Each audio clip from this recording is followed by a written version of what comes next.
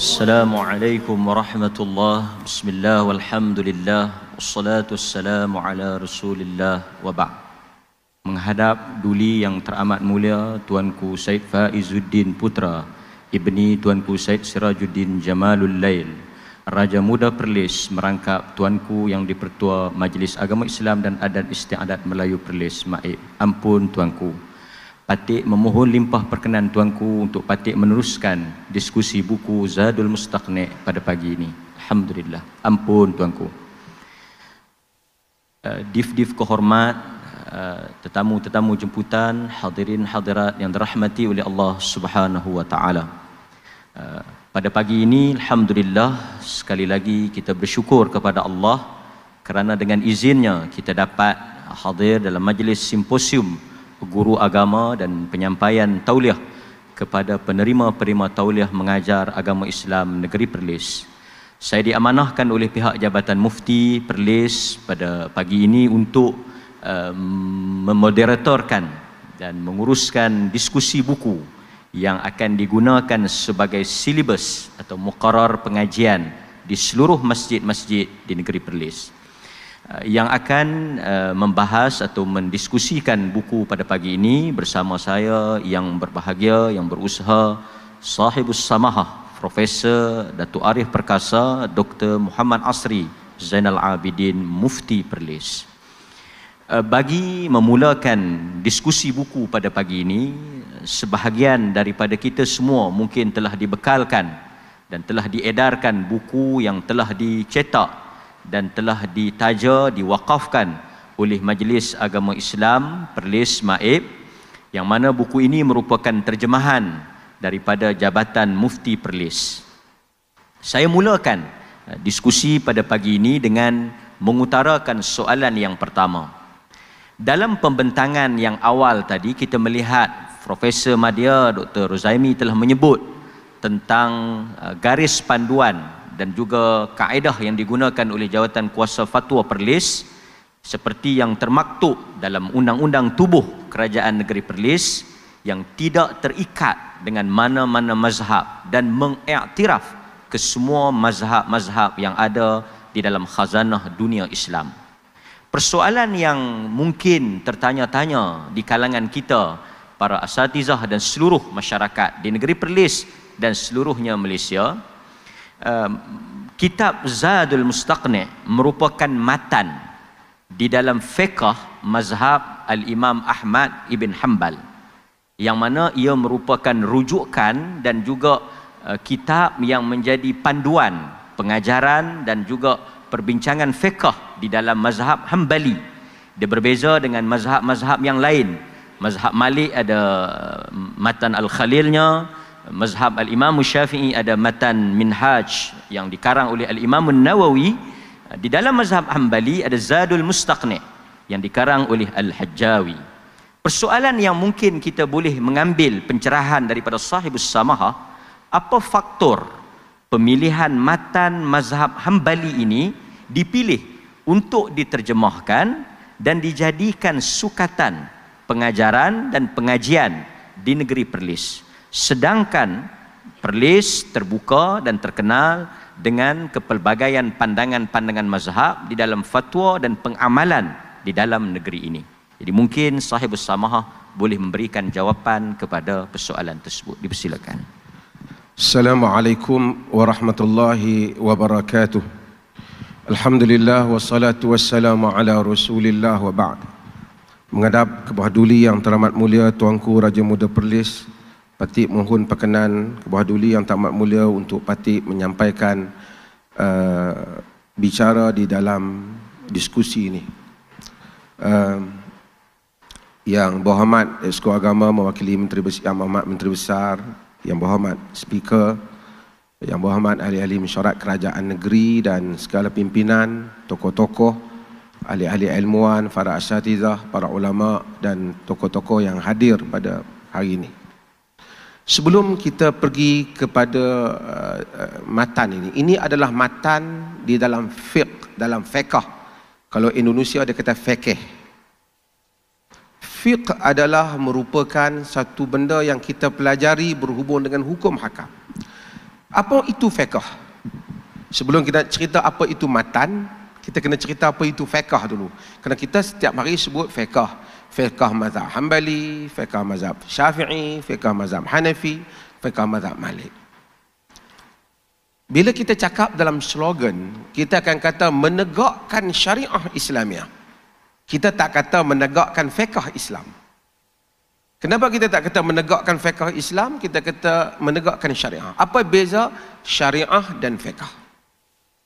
Syariah bermaksud Al-Quran dan Sunnah. Rujukan wahyu Allah, Al-Quran dan Sunnah. Dan apabila kita kata menegakkan syariah, yakni menegakkan ajaran Allah yang diwakili oleh Al-Quran dan Sunnah. Sementara fiqh ataupun fiqh dalam bahasa Indonesia, pasal ada penonton Indonesia juga, ataupun kita sebut fiqh, ia adalah merupakan ilmu berhubung dengan hukum hakam syarak. Secara terjemahannya ataupun secara ta'rifannya, al-ilm bil ahkam syar'iyyah al-amaliyah al-muktasab min adillatiha at-tafsiliyah. Fiqh adalah ilmu tentang apa? Tentang al-ahkam asy-syar'iyyah, tentang hukum hakam syarak. Al-amaliyah yang bersifat perbuatan, do and don'ts. Apa yang boleh buat, apa yang tak boleh buat. Apa yang kalau kita buat tak berdosa, pahala pun tak dapat. Apa yang kalau kita buat berdosa, apa yang kita kalau kita buat jadi makruh saja, tak berdosa, tak buat dapat pahala. Benda apa? Al-amaliyah. Hukum hakam amal, amali, termasuklah amal tu amal qalbi, jantung hati kita. Hukum ilmu berhubung dengan hukum hakam itu. Tapi ilmu itu al-muktasab, ilmu itu dihasilkan min adillatihat tafsiliyah, daripada dalil-dalilnya yang tafsiliyah. Maksudnya daripada mana dapat ilmu itu? Ilmu itu dapat kesimpulan daripada dalil-dalil yang tafsili, iaitu kesimpulan daripada apa yang seorang faqih, seorang alim itu, seorang sarjana hukum itu faham daripada Al-Quran, faham daripada sunnah, faham daripada ataupun keputusan ijma' ataupun qiyas. Secara umum, asasnya Quran sunnah tadi. Jadi itulah fiqh. Boleh jadi apa yang dipahami oleh seorang sarjana hukum itu kurang tepat, dia tetap fiqh. Sebab itu syariah maksum, syariah sacred, syariah secara umumnya syariah divine. Tetapi fiqh adalah kesimpulan hukum. Apa yang dipahami oleh tokoh sarjana apabila membaca teks ni, dia faham hukum ni macam ni. Itu fiqh. Kepahaman tentang fiqh ini ada dua perkara tentang hukum ni. Ada hukum yang very clear, sangat jelas, tak ada dua tiga pandangan tentang hukum ni. Dia panggil qat'iyatud dilalah, qat'iyatus subut. Dalilnya jelas, pensabitannya, dalilnya pasti, pensabitannya pasti. Contoh apa? Haram arak, tak ada 3-4 mazhab, semua mazhab haram. Haram zina, tak ada 3-4 mazhab, semua mazhab sama. Haram riba, haram judi, ini semua hukum yang jelas. Jelas, pensabitannya jelas, nasnya juga jelas. Boleh buka puasa kepada orang yang musafir, jelas. Orang sakit boleh berbuka puasa, jelas. Wa man kana maridan aw ala safar fa iddatun min ayyamin ukhra. Siapa yang sakit dan dia musafir, maka dia boleh ganti dengan hari-hari yang lain. Tapi ada hukum yang zanniyatud dilalah. Saya tak membincang tentang zanniyatus subut, tapi nak bincang zanniyatud dia. Dalilnya itu boleh dipaham banyak benda. Buat macam tadi. Orang sakit boleh buka puasa. Tapi sakit apa? Sakit gigi, sakit kepala, sakit perut. Di sini sarjana hukum akan berbeza pandangan. Orang yang bermusafir boleh berbuka puasa. Dia boleh mula buka puasa masa bila? Masa dia niat nak bermusafir di rumah dia, ataupun di tengah perjalanan baru dia boleh buka, berbeza pendapat di kalangan sarjana hukum. Nas tentang boleh buka puasa divine yang ni daripada Tuhan, tapi tafsiran itu tidak divine. Tafsiran itu boleh jadi mazhab ni paling kukuh, boleh jadi mazhab ni lebih kuat, boleh jadi semuanya betul. Orang yang bermusafir boleh buka puasa. Buka puasa ke lebih baik, puasa ke lebih baik untuk orang yang bermusafir. Juga khilaf. Ini fiqh. Fiqh ini memerlukan sarjana. Pada zaman Nabi SAW, saya nak bagi bukan tuan-tuan saja, yang di luar yang mengikuti ini juga faham basic ini. Walaupun benda ni basic selalu diulang, tapi kita faham sebelum kita nak pergi buku ni. Walaupun pada zaman Nabi SAW, manusia tak ada masalah. Ada masalah, tanya Nabi. Ada masalah, tanya Nabi. Melainkan mereka yang dihantar oleh Nabi pergi ke Yaman, pergi ke wilayah-wilayah lain, mereka tak ada jalan nak hubungi Nabi, melainkan kena hantar kuda pergi, pasukan pergi tanya Nabi, Nabi jawab. Tapi biasanya mereka dah menjadi guru di tempat itu, seperti Mu'adz bin Jabal, seperti Abdullah bin Mas'ud yang dihantar. Apa mereka buat? Mereka terpaksa simpulkan hukum. Mungkin Nabi tak bagi tahu, tapi mereka agak hukum ni mesti macam ni. Ataupun mereka bagi tahu, Nabi tak bagi tahu, kata tak boleh. Tapi umumnya pada zaman Nabi, ada masalah boleh tanya Nabi lah. Yang melainkan yang jauh tadi, yang jauh tu tak boleh nak telefon, Assalamualaikum Rasulullah, ada masalah orang tanya saya tak boleh jawab. Telefon pula ada. Nak WhatsApp pun tak boleh lagi masa tu. Okey. Bila Nabi wafat, siapa mereka nak tanya? Mereka tanya sahabat-sahabat yang alim tentang hukum ni. Kerana bukan semua orang mempunyai kebijaksanaan ataupun mempunyai keupayaan di dalam fiqh. Inilah yang disebut oleh Nabi SAW dalam hadis yang muttafaq alaih, man yuridillahu bihi khaira yufaqihu fid din. Siapa yang Allah kendaki dengannya kefaqihan, kebaikan, Allah jadikan dia fiqh, dia faqih, dia pandai dalam agama, khususnya di dalam hukum hakam. Dan Nabi SAW beritahu, idza hakamal hakimu wajtahada thumma asaba falahu ajran, wa idza hakama wajtahada thumma akhta'a falahu ajrun wahid. Muttafaqun alaih. Jika hakim itu telah menyatuhkan satu hukum, dia bersungguh-sungguh analisa hukum tu, dia betul, dia dapat 2 pahala. Jika dia jatuhkan satu hukum, dia sungguh-sungguh analisa, ijtihada tu ijtihad, kemudian dia salah, dia dapat 1 pahala. Artinya Nabi telah bagi green light untuk ahli-ahli hukum merumuskan hukum berdasarkan keilmuan mereka. Bila sahabat ada, sahabatlah menjadi rujukan orang. Sebab tu orang Madinah biasanya akan rujuk pada Abdullah bin Umar, orang Mekah rujuk kepada Abdullah bin Abbas, orang Iraq rujuk kepada Abdullah bin Mas'ud. Bila sahabat ni ada, anak-anak murid sahabat ada. Kemudian orang merujuk kepada orang-orang alim, yang alim dalam fiqh ni. Dalam fiqh ni ramai yang alim. Dalam sejarah, kita bila sebut mazhab, kita faham ada 4 mazhab. Tetapi sebenarnya mazhab dalam sejarah Islam ni banyak. Mazhab apa dia? Mazhab ialah jalan ataupun cara bagaimana seseorang alim itu menganalisa dan merumuskan hukum. Kerana macam tadi, bila Nabi tak ada, Nabi ada, kita tanya, Nabi tak ada, orang yang datang kemudian macam mana? Sahabat buat dalil, ada sahabat buat dalil daripada Nabi, tak ada. Yang ni nak simpulkan apa? Ahli Madinah amalkan, tapi dari segi hadis tak ada. Yang ni nak simpulkan apa? Kalau ada sahabat berbeza pendapat, yang ni nak simpulkan apa? Ini menyebabkan memerlukan tokoh-tokoh. Maka lahirlah tokoh-tokoh yang besar di dalam sejarah Islam. Lahirnya Ja'far As-Sadiq umpamanya. lahirnya Sufyan Ats-Tsauri, lahirnya Sufyan bin Uyainah, lahirnya Al-Laits bin Sa'ad. Al-Laits bin Sa'ad, Imam Syafi'i pergi bermusafir kerana nak berjumpa dia. Akhirnya walaupun tak berjumpa dengan dia, pergi ke kubur Laits. Imam Syafi'i ini murid kepada Imam Malik. Asyhadu annaka afqah min Malik. Aku menyaksikan engkau lebih faqih daripada Malik.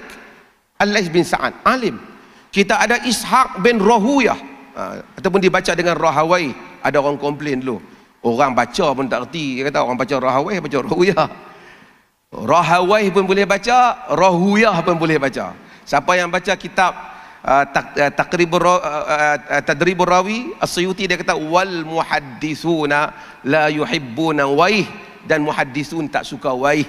Dia kata Rahuyah, Marduyah, si bawah kan, si buyah. Si buyah, si bawah lah, macam ada ahli bahasa. Ishaq bin Rahuyah. Kita ada tokoh-tokoh seperti Daud Az-Zahiri dan ramai lagi, Jarir At-Tabari. Ini semua tokoh-tokoh yang mempunyai mazhab sendiri. Tetapi dalam semua mereka, yang paling tertonjol akhirnya 4. Sebab apa mereka tertonjol? Sekali saya sebut sebelum saya nak pergi pada buku ni. Yang tertonjol Abu Hanifah. Dia lahir pada tahun 80 Hijrah, dia meninggal pada tahun 150 Hijrah. Tahun 150 Hijrah dia meninggal, itulah tahun kelahiran Al-Imam Syafi'i rahimahullah. Yang tertonjol Imam Malik, dia lahir tahun 93 Hijrah, dia meninggal pada tahun 179 Hijrah. Tengok, yang maksudnya Imam Malik dengan Abu Hanifah pada ada zaman yang mereka sempat, lebih kurang 14 tahun umur Imam Malik, wafatnya Abu Hanifah. Imam Syafi'i, dia lahir pada tahun 150 Hijrah dan dia wafat pada tahun 204 Hijrah. Maksudnya dia sempat sampai umur 29 tahun umur dia, barulah meninggalnya Imam Malik, kerana Imam Malik meninggal pada tahun 179 Hijrah. Dan ni tuan dalam mazhab ni, Imam Ahmad, dia lahir pada tahun 164 Hijrah. Yakni umur dia ketika Imam Syafi'i lahir, dia tak lahir lagi. Ketika dia lahir, Imam Syafi'i dah berumur 14 tahun.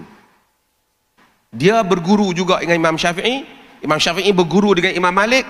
Dia berguru dengan Imam Syafi'i. Dan dalam hadis ada sanad dan Musnad Ahmad yang tiga-tiga imam itu ada dalam satu sanad.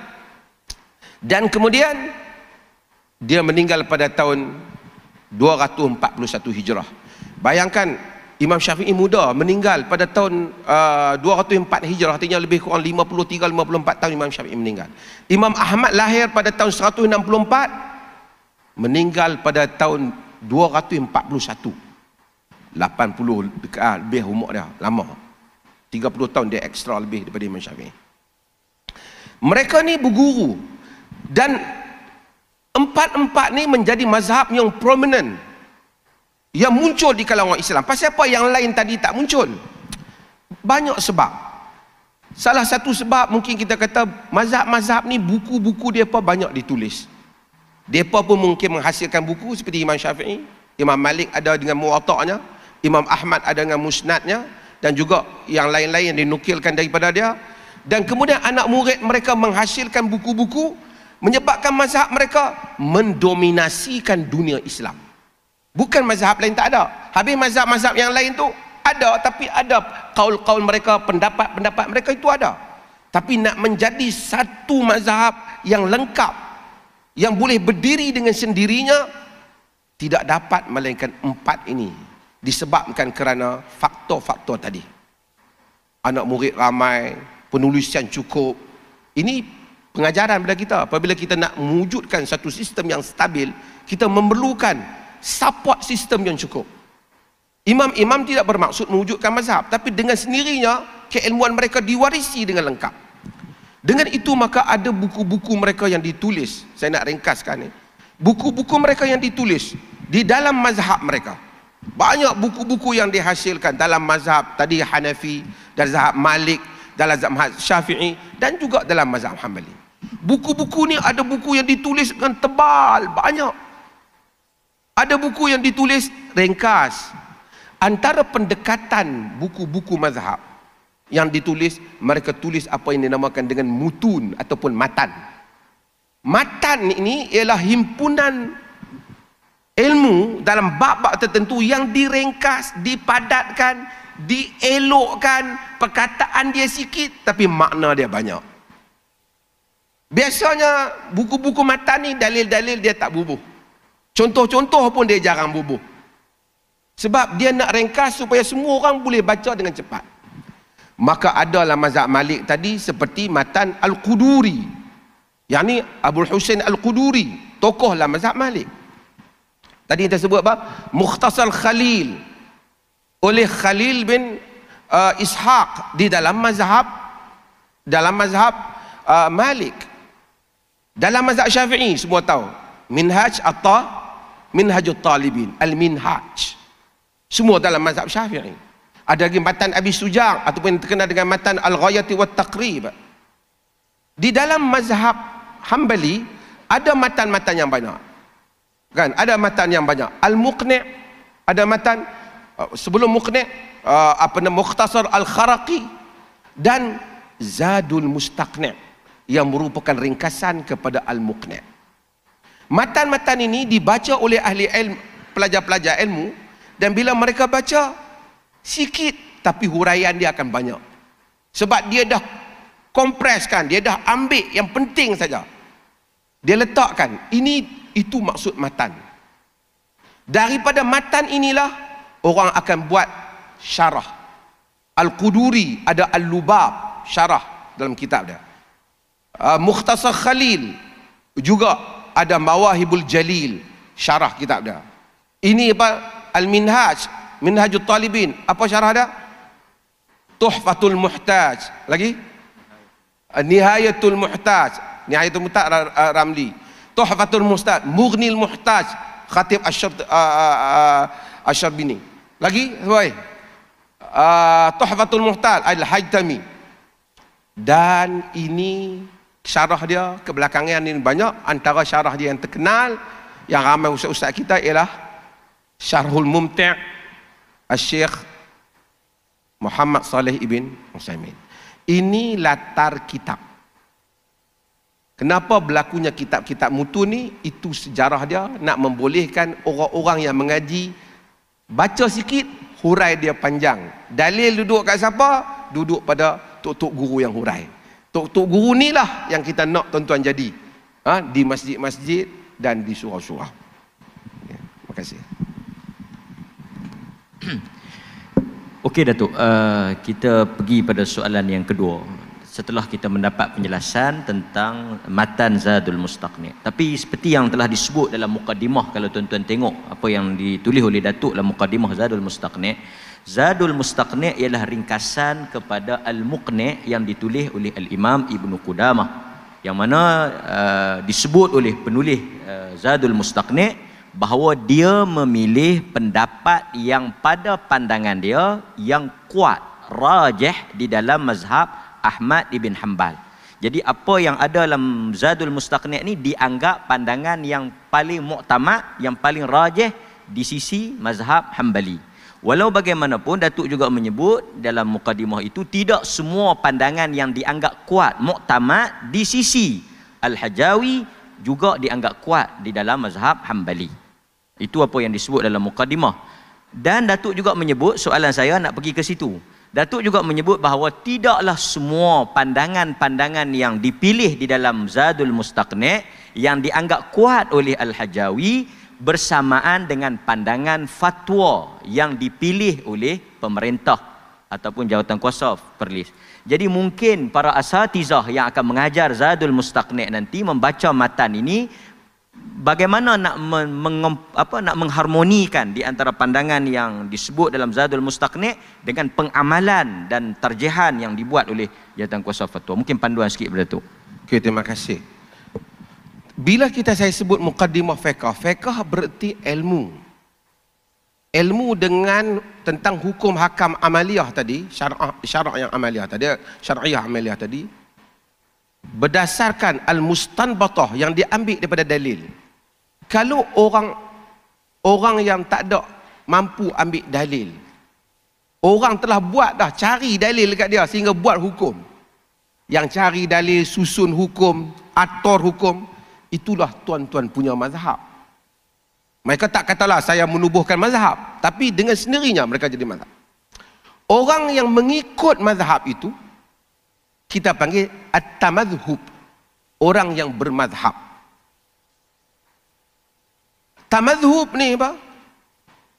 Tamadhhub ialah orang-orang yang bukan iltizam ghairul ami. Orang yang bukan ami, yang dia beriltizam bimadhhabi mujtahidin muayyin fi fiqh wa usulihi au ahaduhuma. Lebih kurang begitulah. Tamadhub ni iltizam, komitmen yang diberikan ataupun ikutan yang satu orang bukan ami. Bukan ami ni apa? Bukan orang yang tak tahu apa tentang hukum. Orang awam mazhab apa? Orang awam tak ada mazhab. Semua mazhab akan kata orang awam tak ada mazhab. Kalau ada orang awam tu pakcik yang minum kopi di kedai tu, baca surah abang pun sekali, dia kata dia mazhab, dia tak ada mazhab. Dia tak ada mazhab. Dia mazhab dia apa yang orang habaq. Kalau mazhab Hanafi, orang kata mazhab Syafi'i pun dia kata mazhab Hanafi Syafi'i. Dia tak ada mazhab. Dia tak tahu dalil, dia tak tahu apa, dia tak tahu fiqh apa. Yang ada mazhab ialah ahli ilmu. Mereka ada mazhab. Jadi iltizam ghair ami bi madhhabin mujtahidin muayyan. Orang yang tidak ami, yang boleh tahu hukum, boleh tahu dalil dia, sekurang-kurangnya dia tahu kenapa ada, dia ni yang ada mazhab. Yang ustaz-ustaz ni, yang ni ada mazhab kalau dia boleh memahami dalil. Pasal dia tahu, oh mazhab Syafi'i kata ni dalil dia yang ni. Dia bukan orang ami. Dia iltizam. Dengan apa? Dengan fiqh mazhab tu dan usul mazhab tu, cara mazhab tu. Kalau dia mazhab Malik, macam mana Malik dengan ahli Madinahnya, ya, macam mana mazhab yang memakai istihsan dengan kadarnya, mazhab Syafi'i dengan masalah mursalnya, dan ini. Tapi iltizam macam mana? Iltizam mungkin satu orang dia iltizam semua. Fiqh dia pun mazhab Syafi'i, usul fiqh dia pun mazhab Syafi'i. Ada orang usul dia mazhab Syafi'i, ataupun usul dia mazhab Malik, tapi cabang fiqh tu, amalan tu tak ikut. Ada orang dia mazhab furuk tu saja, fiqh tu saja Syafi'i, usul dia tak Syafi'i. Sebab kita kata perlih amalkan ini di atas mazhab ini, tu bermazhab. Tapi kerana tak terikat dengan mazhab, tetapi bermazhab, maksud tak terikat, maksud kita tak terikat dengan satu. Setiap kaul yang kita keluar macam baru ni, yang tempoh di isu Ustaz Mat Rizal pi akad bawah ni, akad nikah, kita kata itu mazhab jumhur, mazhab lah tu. Kita tamadhub, kita bermazhab, cuma kita tak fanatik mazhab. Kenapa kita pilih? Jadi oleh kerana untuk memahami mazhab, mazhab ni ada sekolah dia. Bila ada sekolah, ada disiplin dia. Mazhab ni sekolah lah. Kita tak boleh lah kita belajar. Saya belajar taekwondo, kan? WTF, belajar balik ni hak tinggi tu taekwondo lain. Ataupun karate kata dia lain, taekwondo lain. Contoh nak bagi faham, pergi silat gayung apa, bunga dia budak lain. Setiap sekolah ada. Dan lain tu maksudnya ada cara dan bahasa yang sama. Saya buat contoh. Dalam mazhab Syafi'i, dalam mazhab Hanafi, dia kalau mazhab jumhur haram. Tapi mazhab Syafi'i, mazhab Hanafi ada haram, ada makruh tahriman, lepas tu makruh biasa, ada tanzihan. Dia beza. Dia ada kategori yang berbeza. Dalam mazhab Syafi'i ada qaul yang dia panggil al-asah. Kita baca hadzal asah, ini paling asah. Kalau qaul tul al-asah, maksudnya ada qaul yang sahih. Bukan lawan dia tu dhaif, tapi kalau dia kata qaul ni sahih, lawan sahih dia dhaif. Tapi istilah tu mazhab tu yang pakai. Macam di dalam Ustaz Kadir mana duk bahas baru ni pasal masalah qaul al-azhar dalam masalah akad tu, yang masalah sebut nikah. Al-azhar maksud qaul yang paling zahir, ada qaul yang zahir. Maksud yang zahir tu pun tak dhaif. Kalau disebab tu dia ada misalnya qaul dia apabila dia kata masyhur, masyhur kalau qaul bertentangan dengannya dhaif. Dan hatta istilah berbeza. Bila mazhab Syafi'i kata Syekhul Islam, dia maksudkan Zakaria Al-Ansari umpama. Tapi kalau dalam mazhab Hambali dia sebut Syekhul Islam pada generasi yang awal dia maksudkan tadi Al-Imam Al-Muwaffaq Ibn Qudamah Al-Maqdisi ataupun Abul Barakat Al-Majduddin, tu kepada Ibn Taymiyah.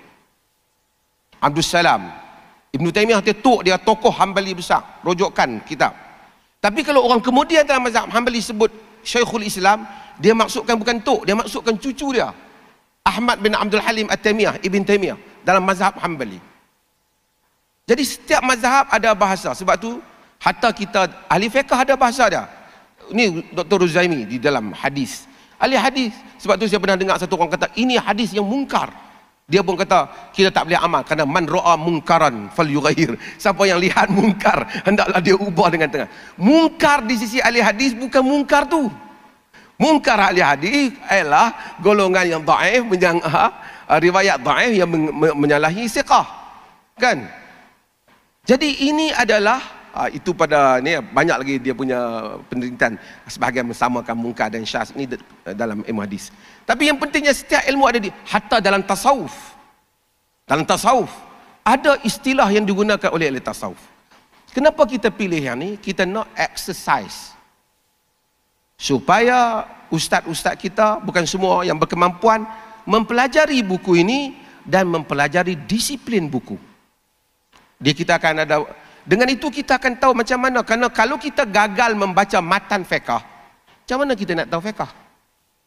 Of course lah bila kita baca akan ada pendapat yang bukan yang kita tarjihkan. Tapi kita mau dengan membaca fiqh matan ini anda akan berilmu. Habis itu kalau orang kata kita punya fatwa macam lain, kita bagi tahu ini adalah qaul dalam mazhab Hambali, adapun fatwa sekian-sekian. Tapi membolehkan kita mengetahui keluasan bermazhab itu. Kita nak educate, yang ni level dia tinggi sikit lah. Tinggi sikit untuk ustaz-ustaz yang berkemampuan membaca dengan ilmu. Kenapa kita pilih?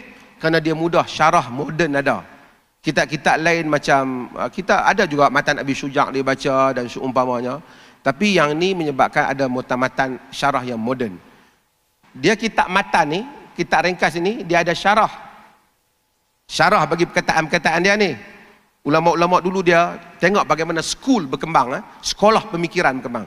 Daripada syarah yang berpuluh-puluh jilid tu, orang pula main buat hasyiah, nota kaki pada syarah tu.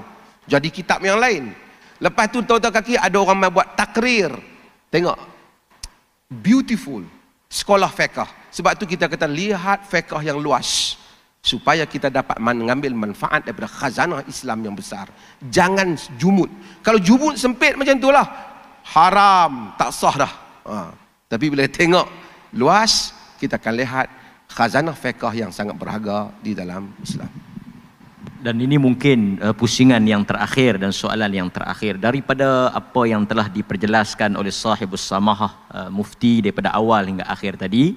Kita melihat bahawa tanggapan dan persepsi tidak bermazhab, menghina imam mazhab, tidak membuat pendapat sendiri dan sebagainya, itu tidaklah benar, apatah lagi dengan munculnya terjemahan Zadul Mustaqni' ini. Tapi mungkin ada sedikit yang perlu akhir untuk Samahatul Mufti membuat kesimpulan. Mungkin kadang-kadang apa yang dikatakan ini mazhab ini mazhab Syafi'i, yang mereka buat tu bukan mazhab Syafi'i. Sedangkan mazhab ataupun amalan itu tidak wujud dalam mana-mana mazhab, bahkan ditolak oleh mazhab yang didakwa itu sendiri. Kalau saya nak buat contoh, dia akan jadi sensitif Datuk. Tapi Datuk mungkin lebih mengetahui lah, kan. Yang tak ada mazhab, cuba mungkin itu pesanan Datuk kepada semua para asatizah dan pemegang-pemegang tauliah ni, boleh mengajar apa-apa mazhab di Perlis, boleh menggunakan apa-apa fiqh selagi mana dalam kerangka ahli sunnah, tapi jangan dakwa dan jangan ajar benda yang langsung tak ada asasnya kemudian cuba nak disandarkan kepada mazhab tertentu. Dipersilakan untuk sebagai kesimpulan. Okey, terima kasih. Sebelum saya sebut, takut saya lupa cetakan ni, tapi saya tak boleh marah mereka pasal mereka bagi kat saya, suruh tengok.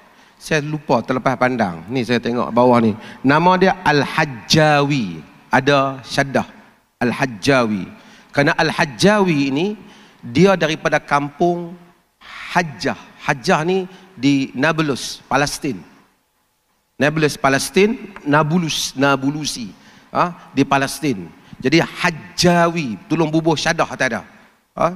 Tuan-tuan tolong bubuh syaddah ada. Hajjawi. Dia itu bacaan yang lebih tepat.